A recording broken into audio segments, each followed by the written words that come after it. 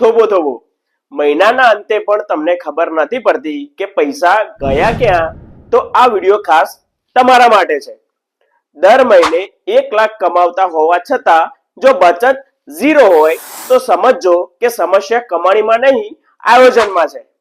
ભવિષ્યમાં નાણાકીય સફળતા માટે તમારા રોકાણનું આયોજન થવું ખૂબ જ મહત્વપૂર્ણ છે.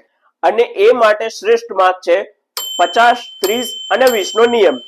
50% આવક જીવન જરૂરી વસ્તુઓમાં વાપરવી, જેમ કે ભાડું, ઈએમઆઈ, ખોરાક, કપડા વગેરે.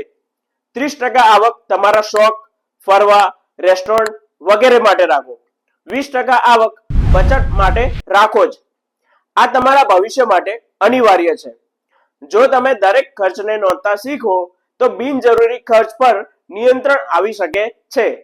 બિનજરૂરિયાત ખર્ચ ઘટાડી બચત વધારવાનો પ્રયાસ કરો અને સેવિંગ માટે મંથલી ગોલ ફિક્સ કરો. પૈસા બચાવવા એક સારી ટેવ છે. આજથી જ શરૂ કરો, થોડું થોડું પણ નિયમિત. અમે આપને મદદ કરવા અહીં છીએ. બેસ્ટ પ્લાનિંગ માટે અમારો સંપર્ક કરો. Stay tune four next video.